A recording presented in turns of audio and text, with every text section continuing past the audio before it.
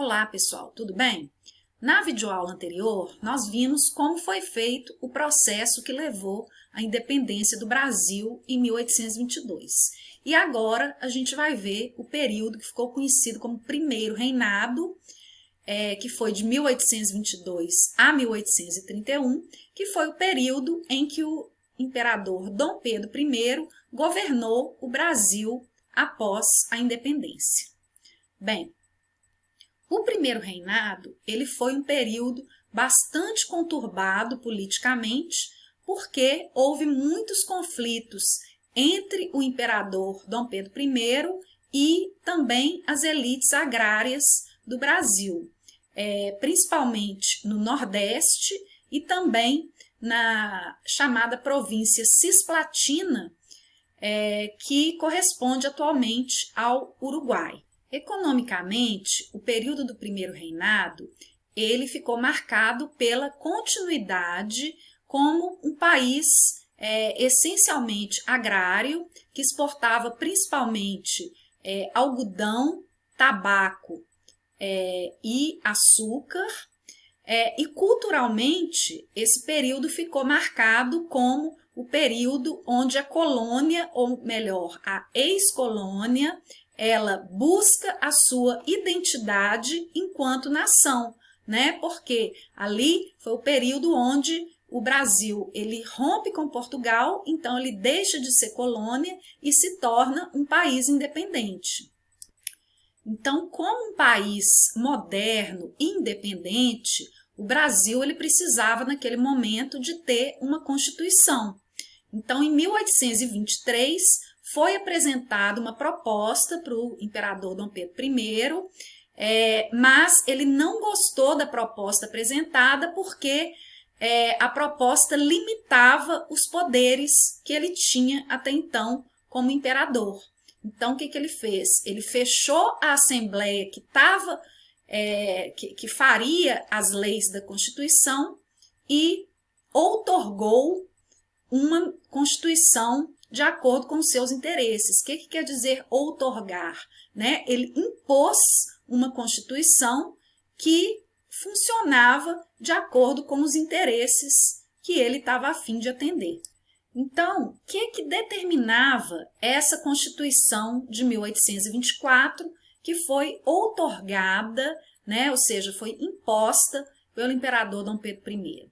Bem, ela determinava primeiramente, um Estado centralizado, ou seja, o centro de todas as decisões do Estado brasileiro teria que passar pelo Dom Pedro I, né? Ou seja, ela retirava a autonomia, a independência que cada estado ou cada província, como era chamado na época, tinha, determinava a monarquia hereditária constitucional, ou seja, em caso de morte do imperador, o poder passaria para o seu descendente direto, estabelecia também o chamado voto censitário masculino, né? O voto censitário era aquele voto por renda, né? Só podia votar quem ganhava acima de uma determinada renda anual, masculino, porque nessa época ainda nem se pensava em conceder o direito de voto para as mulheres,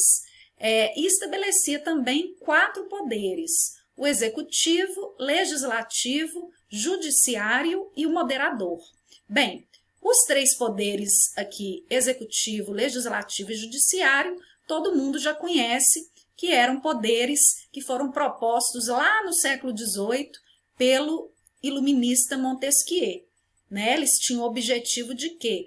Cada um deles tinha um objetivo específico, além do objetivo de vigiar e evitar que os demais poderes acumulassem um poder excessivo, né? A novidade aqui era a criação desse 4º poder, o chamado poder moderador, que foi criado pelo Dom Pedro I, simplesmente no intuito de anular os outros 3 poderes, ou seja, se cada um, né, desses 3 poderes aqui criasse algo que fosse contrário aos interesses do imperador, ele simplesmente podia desfazer aquilo que foi criado, né, principalmente em relação ao poder legislativo, tá? Então, o poder moderador, na verdade, era um poder que dava um poder absolutista para o imperador Dom Pedro I, né?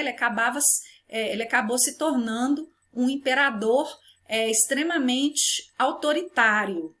Bem, diante de todo esse autoritarismo do Dom Pedro I, surgiram muitos movimentos contrários a esse centralismo promovido por ele, né? Então, um desses movimentos foi a Confederação do Equador, que foi um movimento de caráter separatista, ou seja, um movimento que tentou se separar do restante do país e formar um novo país republicano e livre dessas ideias centralizadoras do Dom Pedro I, né? Então, foi um movimento que surge inicialmente no estado de Pernambuco, né? Depois houve a adesão de outros estados nordestinos, como Piauí, o Ceará, Rio Grande do Norte, Paraíba, Sergipe e Alagoas, né? Foi um movimento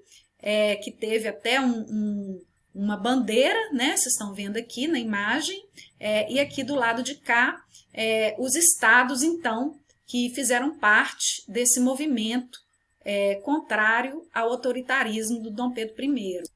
Bem, é de se esperar que, obviamente, as forças imperiais não aceitaram esse movimento separatista, né? Fizeram uma intervenção no movimento, né? Enviaram suas tropas e as lideranças foram presas e o famoso Frei Caneca, que participou desse movimento, foi fuzilado e o movimento, então, foi rapidamente abafado pelas tropas do imperador Dom Pedro I. Um outro conflito que vai acontecer durante esse período do primeiro reinado foi a chamada Guerra da Cisplatina, que foi uma disputa envolvendo a região que atualmente corresponde ao Uruguai, como vocês estão vendo aqui no mapa, e foi um conflito que acabou gastando muitos recursos do Estado brasileiro e contribuiu para desgastar ainda mais a imagem de Dom Pedro I perante a população. Então, tudo isso, né, esse autoritarismo do Dom Pedro I, né, mais a economia que não andava bem, né, o Brasil teve que contrair um empréstimo com a Inglaterra, né, os gastos militares com as guerras, tudo isso vai contribuir para desgastar a imagem do imperador Dom Pedro I cada vez mais. Então foi um período bastante conturbado, né, de muitos protestos aí envolvendo partidários do imperador, né, geralmente cidadãos portugueses que viviam no Brasil, e aqueles que eram contrários a esse autoritarismo do imperador, né? O auge desse descontentamento e desses protestos aconteceu na famosa Noite das Garrafadas, né? Que foi